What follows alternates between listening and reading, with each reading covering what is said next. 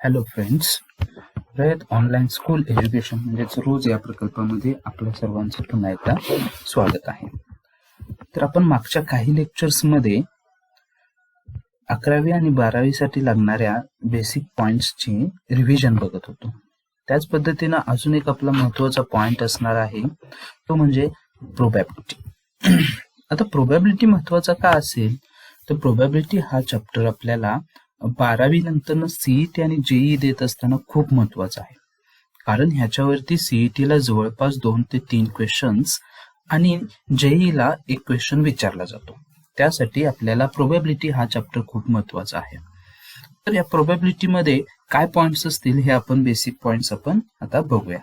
आता प्रोबॅबिलिटी म्हटलं की काय असतं, गेसिंग करायचं असतं की सम पॉइंटचं आपल्याला काय करत जायचंय, गेस करत जायचंय की त्याच्यामध्ये काय होऊ शकेल.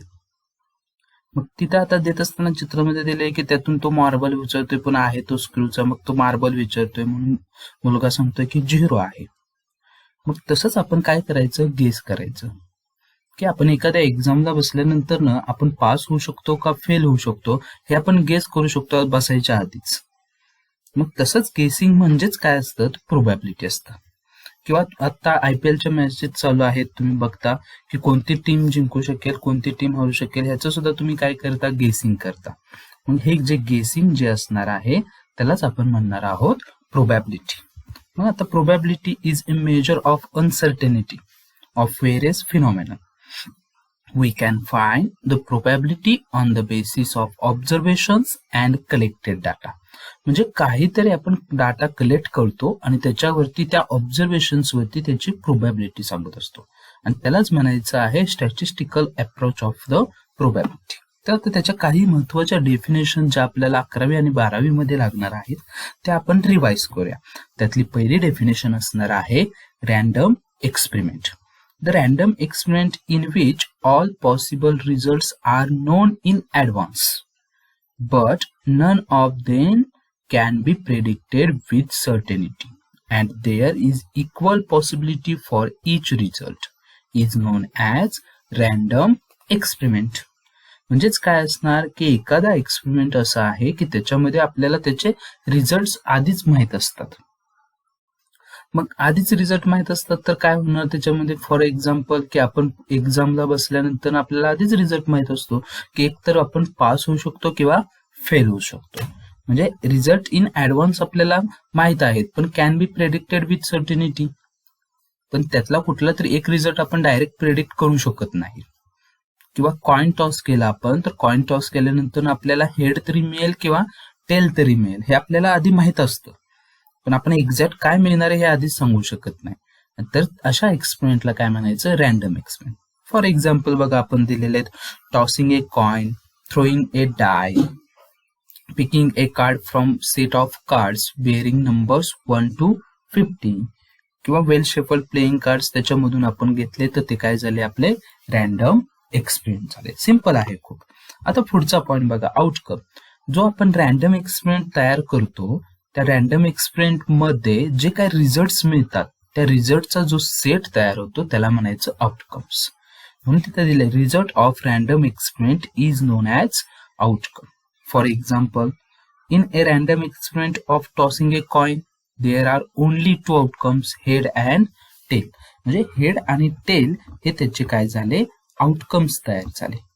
ठीक आहे. मग आता इथं in a random experiment of throwing a die. आता डाय म्हणजे काय, तुम्ही ज्या पद्धतीने सापशिडीमध्ये जो खेळतात ठोकळा असतो त्याला म्हणायचंय डाय. मग तो डाय जो आपण वापरणार आहोत, देर आर 6 आउटकम्स, 1 2 3 4 5 आणि 6 असे त्याला 6 फेस असतात आणि त्याच्यावरती ते डॉट्स असतात. 1 डॉट, दुसऱ्या बाजूला 2 डॉट्स, 3 डॉट्स, 4 डॉट्स, असे 6 डॉट्स असतात. ते काय असणार, मग त्यातले काय झाले आउटकम्स 1 to 6 म्हणजे टोटल 6 आउटकम्स झाले. किंवा picking a card from 1 to 50, तर त्याला किती झाले, 50 आउटकम्स. मग त्याला काय म्हणायचं आहे, आउटकम्स. म्हणजे रिझल्ट जे असतात त्याला आउटकम्स म्हणायचं. ठीक आहे. ही झाली आपली second definition. Now third definition. Third definition बघायच्या आधी महत्वाचा पॉइंट आपल्याला बघायचा आहे की आपण जे काय आपण पुढे बघणार आहोत त्याच्यामध्ये हा एक समोरचा जो दिसतोय तो पॉइंट खूप महत्वाचा आहे. तो म्हणजे कार्ड, प्लेइंग कार्ड जे आपण खेळतो त्याच्यातला हा पॉइंट महत्वाचा आहे. A card is drawn randomly from a pack of well shuffled playing cards. There are 52 cards. ह्याच मग काय झालं, आउटकम्स त्याला 52 आउटकम्स मिळणार आहेत. पण आता त्या 52 आउटकम्स मध्ये कसे डिवाइड केलेले आहेत ते बघा. आता टोटल कार्ड्स आपले 52 आहेत. त्याच्यामध्ये 2 कलर्सचे कार्ड्स असतात. एक रेड कलर असतो आणि दुसरा ब्लॅक कलर असतो. त्यातल्या रेड कलरचे हे 26 असतात आणि ब्लॅक कलरचे पण आपल्याकडं 26 असतात. परत त्याचं डिवायडेशन केलेलं आहे. रेड कलर जे काय कार्ड्स आहेत त्या रेड कलरचे परत 2 पार्ट्स मध्ये काय केलेले आहेत, डिवाइड केलेले आहेत. त्यातला एक पार्ट असणार आहे आपला, फर्स्ट पार्ट असणार आहे 13 हर्ट कार्ड्स आणि 13 डायमंड कार्ड्स असे. आणि हे सायन्स आहेत बघा, हे लक्षात घ्यायचं आपल्याला इथं. आणि दुसरे असतात 13 क्लब कार्ड्स आणि 13 स्पेड कार्ड्स, ते ब्लॅक कलरचे असतात. मग अशा प्लेइंग कार्ड्स मध्ये मग त्याचे सेट कसे तयार होतात बघा. टोटल 52 कार्ड्स, त्याचे 2 डिव्हिजन कलर्स मध्ये, त्याच्यानंतर कलरचे परत 2 डिव्हिजन्स, त्याचे हर्ट, डायमंड, क्लब आणि स्पेड. In a pack of playing cards, there are 4 sets, namely heart, diamond, club, and spade. In each set, there are 13 cards as king, queen, jack, 10, 9, 8, 7, 6, 5, 4, 3 आणि 2. And ace card. Ace card चे हे diagram आहे बघा. हे ए ने दाखवला जातो, तो एस कार्ड प्रत्येकाचा एक असतो. आणि king, queen, jack are non face card. King, queen त्याला फेस कार्ड असतात, ते मी पुढच्या डायग्राम मध्ये तुम्हाला दाखवतो. तर in pack of cards there are 4 cards of king, 4 cards of, प्रत्येक ह्याच्यासाठी एक हार्टचा एक असतो, डायमंडचा एक असतो, क्लबचा एक असतो आणि स्पेडचा एक असतो. तसंच मी पुढच्या ह्याच्यामध्ये दाखवतो. अशा पद्धतीचं जे काय असतात त्याच्यामध्ये आपण काय करू शकतो, त्याच्यावरून आपण त्याचे एक्झाम्पल सॉल्व्ह करू शकतो. ठीक आहे. आता पुढचा पॉइंट आपला असणार आहे सॅम्पल स्पेस. हा महत्वाचा पॉइंट आहे. The set of all possible outcomes of random experiment, म्हणजे जे काय आपण पॉसिबल आउटकम्स घेतो सगळे आता जशा पद्धतीने सांगितले त्याचा पूर्ण सेट, जेवढे काय असतील पॉसिबल संख्या त्या सगळ्याचा पूर्ण सेट म्हणजेच आपला काय असणार आहे, सॅम्पल स्पेस असणार. आणि सॅम्पल स्पेस कॅपिटल एस किंवा ओमेगाने दाखवायचं आहे. ते ग्रीक लेटर आहे, तुम्ही फिजिक्स मध्ये वापरता ते ग्रीक लेटर आपण ओमेगाने दाखवायचं. पण मॅक्झिमम टाइम आपण तो कॅपिटल एस नच डिनोट करणार. Each element of sample space is called sample point. प्रत्येक त्याचा काय असू शकतो, तो सॅम्पल पॉइंट असू शकतो. The number of elements in the set S is denoted by N of S. हे नोटेशन आहे, एन ऑफ एस न दाखवायचं. ठीक आहे. If n of s is finite, then sample space is said to be finite sample space. आता for example coin toss केला आपण, coin toss केल्यानंतर आपल्याला हेड किंवा टेल मिळणार, म्हणून त्याचा सॅम्पल स्पेस काय असणार, हेड, टेल. आणि एन ऑफ एस किती जाणार की त्याचे नंबर ऑफ पॉइंट्स. मग नंबर ऑफ पॉइंट्स किती आहेत त्याच्यामध्ये, N of S is equal to 2. Number of points किती झाले त्यातले 2, म्हणून एन ऑफ एस झाला 2. लक्षात आलं. अशा पद्धतीने आपण सॅम्पल स्पेस. आता दुसरे एक्झाम्पल, जर तो 2 टाइम्स जर टॉस केला तर आपल्याला काय मिळणार, हेड हेड, टेल टेल असे त्याचे एच एच मिळणार. त्याच्यानंतर काय मिळणार आपल्याला, एच टी मिळणार, टी एच मिळणार, टी टी मिळणार. म्हणजे अशा पद्धतीचे काय असणार त्याचे सॅम्पल पॉइंट्स असणार. आणि टोटल नंबर्स त्याचे होणार 4. म्हणजे एन ऑफ एस किती होणार त्याचा 4 तयार होणार. जर 3 कॉइन टॉस केला तर अशा पद्धतीने सॅम्पल पॉइंट्स मिळतात, H H H, H H T, H T H, H T T, T H H, T H T, T T H and last one T T T. Means 2⁻3 म्हणजेच किती झाले 2 × 2 × 2, total numbers 8 तयार झाले.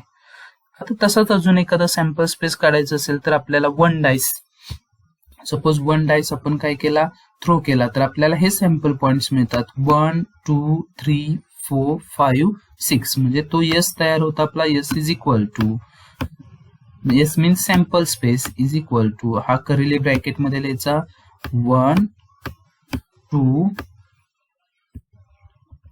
3 असं कितीपर्यंत लिहिणार आपण 6 पर्यंत लिहिणार 4 5 and 6 मीन्स टोटल नंबर झाले त्याचे 6 म्हणून एन ऑफ एस असणार आहे आपला 6 असणार. जर तो डायस आपण 2 टाइम्स जर थ्रो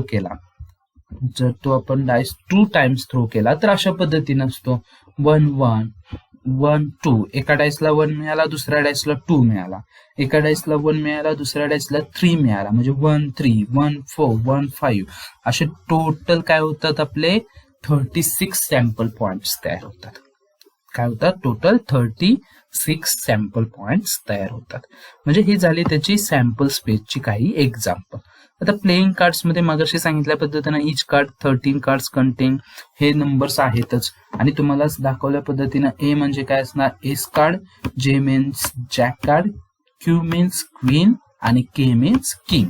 सगळ्या ह्याच्यात एक एक कार्ड तो असतोच. तर आता त्याचं हे एक्झाम्पल्स बघा, हे जॅक कार्ड आहे, हे क्वीन, हे किंग कार्ड आणि हा एस कार्ड, अशा पद्धतीचे कार्ड्स असतात. आता नेक्स्ट पॉइंट आपला असणार आहे event, the outcome satisfying particular condition. म्हणजे जे काय आउटकम असतात आउटकम वरतीच आपण सगळ्या गोष्टी येतात.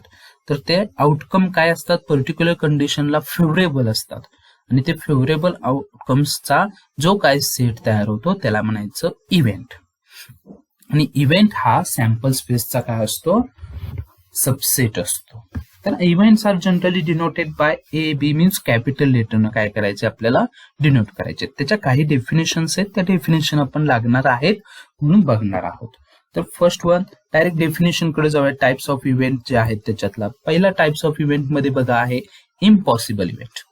इम्पॉसिबल इव्हेंट म्हणजे आपण असा इव्हेंट असतो की त्याच्यामध्ये त्याला कुठलेही आउटकम्स मिळणार नाहीत.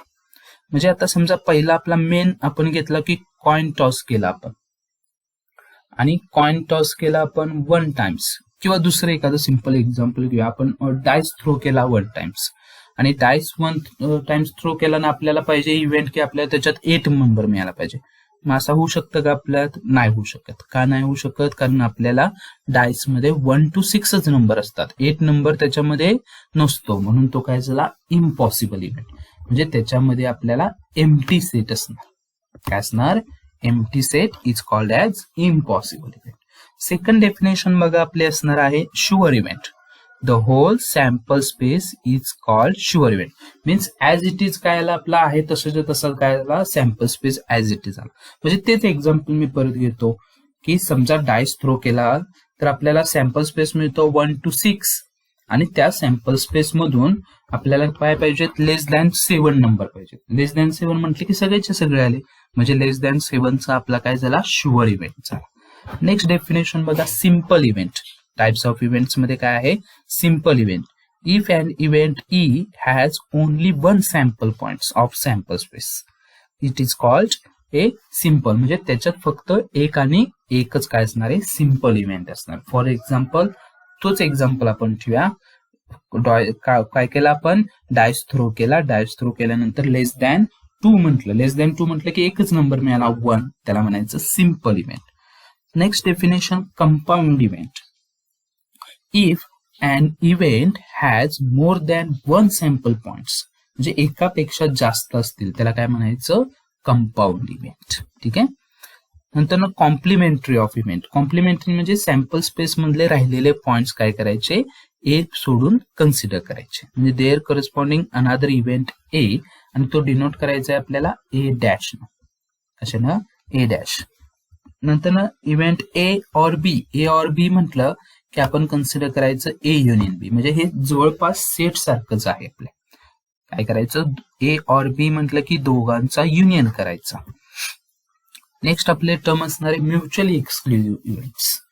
2 events A and B are said to be mutually exclusive if the occurrence of any one of them excludes the occurrence of any other event. Means simple मध्ये म्युच्युअली एक्सक्लुझिव्ह ला काय असतो A intersection B is equal to phi set means empty set. म्हणजेच दोन्ही मध्ये common element नाही.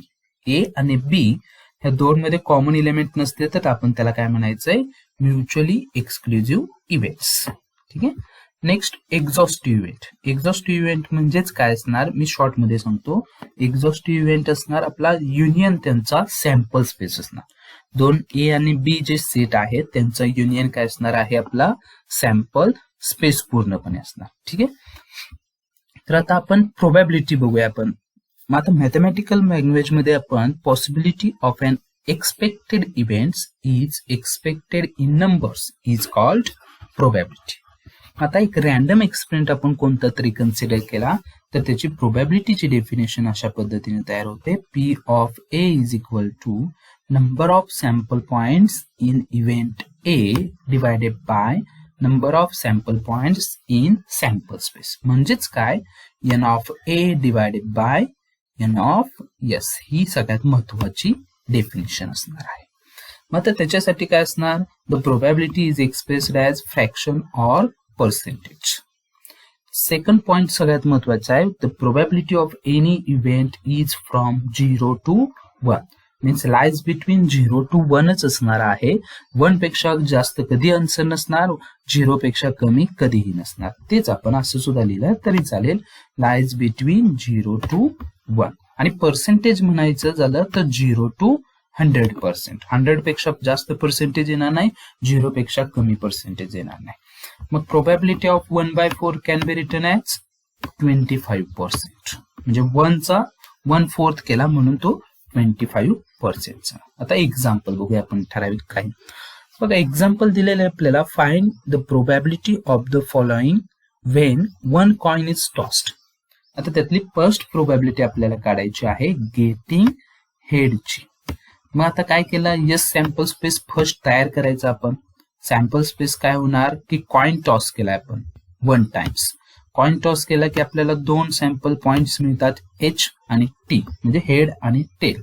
तर number of S काय झाला 2. तोच आपण let A be getting head, फक्त हेड पाहिजे. तर ए आपला इव्हेंट तयार झाला हेड, म्हणजेच एन ऑफ ए झाला आपला 1 आणि मग पी ऑफ ए झाला आपला N of A divided by N of S. N of A किती 1 आणि डिवायडेड बाय 2. म्हणजे इट इज अप्रॉक्सिमेटली पॉइंट मध्ये म्हणायचं असेल तर 0.5. 0. काय झालं 5 आन्सर झाला त्याचं. ठीक आहे. सेकंड बघा, इव्हेंट बी काय आहे आपला गेटिंग टेल. मग टेल पाहिजे असेल तर बी इव्हेंट आपण घेतला, त्याला नाव दिलं, त्याचं सॅम्पल पॉइंट झाला टी आणि नंबर ऑफ बी किती झाले आपले 1. म्हणजेच P of B is equal to N of B divided by N of S is equal to 1/2. ठीक आहे. म्हणजे सिंपल झालं, याचं सुद्धा पॉइंट फाईंड झालं. दुसरं एक्झाम्पल बघूया आपण. If 1 die is rolled, then find the probability of each of the following events. आपण महत्वाचे एक्झाम्पल बघूया. त्यातला इव्हेंट काय घेतला आपला, यस सॅम्पल स्पेस तयार करायला लागेल डायस साठी, कारण 1 डाय 2 डायस म्हटलं की 36 येतो. आपल्याला 1 डाय म्हटलं म्हणून सॅम्पल स्पेस आपण इथं तयार केला. 1 2 3 4 5 आणि 6. टोटल पॉइंट्स किती झाले त्याचे 6, म्हणून एन ऑफ एस झाला आपला 6. आता इव्हेंट, आता ह्याला पहिल्या इव्हेंटला आपण ए म्हणूया. Number on the upper face is prime. Prime number म्हणजे काय, डिवायडेड इट सेल्फ. फक्त काय असतो डिवायडेड इट सेल्फ आणि 1 न डिवाइड होणारे नंबर्स. मग आता 1 हा तर प्राईम नंबर नाही, हे लक्षात घ्या, बरेच जण घेतात तो, पण 1 प्राईम नंबर नाही. प्राईम नंबर स्टार्टिंग फ्रॉम 2 असतो. मग आता 2 पासून प्राईम नंबर कोणकोणते आहेत आपले, तर पहिला आहे 2, त्याच्यानंतर ना आहे 3 आणि नंतर डायरेक्ट आहे 5. आता 4 ला 2 न डिवाइड होतो, 6 ला पण 2 न आणि 3 न डिवाइड होतो, त्यामुळे तो नाही येणार त्याच्यामध्ये. ठीक आहे. मग आपला काय झाला, ए इज इक्वल टू 2 3 4. किती पॉइंट झाले हे 3 पॉइंट्स, म्हणून N of A is equal to 3. मग आता N of A is equal to 3, तर प्रोबॅबिलिटीची डेफिनेशन वापरूया आपण. प्रोबॅबिलिटीची definition N of A divided by N of S. N of A किती 3 divided by N of S किती 6, म्हणजे किती झाला 1/2. इव्हेंट बी बघा, event number on the upper face even number. Even number आता त्यातून काढले तर काय आले 2 4 आणि 6 आले. मग 2 4 6 आल्यानंतर ना त्याचा एन ऑफ बी झाला 3. मग 3 डिवायडेड बाय 6 म्हणजे प्रोबॅबिलिटी आली 1/2. असंच अजून एक एक्झाम्पल आपण बघूया त्याच्यामध्ये. A card is drawn from a well shuffled pack of 52 cards. Find the probability of each event. The card is red आणि फेस कार्ड. ठीक आहे. आता 52 कार्ड्स आहेत म्हणून डायरेक्ट एन ऑफ एस काय कन्सिडर केला 52. आता इव्हेंट ए काय पाहिजे आपल्याला रेड कार्ड पाहिजेत. मग red card total red cards आपण मागच्या ह्याच्यात बघितलं 13 hearts plus 13 diamonds means total किती झाले 26. म्हणून इव्हेंट ए चे नंबर पॉइंट्स किती झाले नंबर ऑफ सॅम्पल पॉइंट झाले 26. प्रोबॅबिलिटी ऑफ ए ची डेफिनेशन वापरली N of A divided by N of S म्हणजे 26 divided by 52 which is equal to 1/2. आता दुसरं फेस कार्ड. आता फेस कार्ड आपण मगाशीच म्हटलेलं total face card. First king 4 असतात. किंगचे पण फेस कार्ड आहे. नंतर क्वीन त्याचे 4 असतात आणि तिसरं जॅक त्याचे सुद्धा 4 असतात. 4 + 4 + 4 किती झाले 12 कार्ड्स हे झाले आपले फेस कार्ड. मग एन ऑफ बी किती झाला 12 झाला. N of B is equal to 12. मग पी ऑफ बी किती काय येणार आपला N of B divided by N of S म्हणजेच 12 divided by 52 which is equal to 3 divided by 30. म्हणजे अशा पद्धतीने आपण काय केलं थोडेसे एक्झाम्पल आणि बेसिक पॉइंट्स बघितले.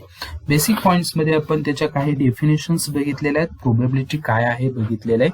प्रोबॅबिलिटी मध्ये ही डेफिनेशन जास्त महत्वाची असणार आणि जर काय ह्याच्यामध्ये काही शंका असतील तर तुम्ही मला विचारल्या तरी चालतील. ह्याच्यामध्ये आता टेस्ट आपण तयार केलेले सिंपल टेस्ट आहे ती तुम्ही सॉल्व्ह करायची आहे. आणि जर तुम्हाला नवनवीन व्हिडिओज पाहिजे असतील तर माझ्या युट्यूब चॅनेलला तुम्ही सबस्क्राईब करू शकता. अशा पद्धतीने आज आपण प्रोबॅबिलिटीचे काही महत्वाचे पॉइंट्स बघितलेले आहेत. धन्यवाद.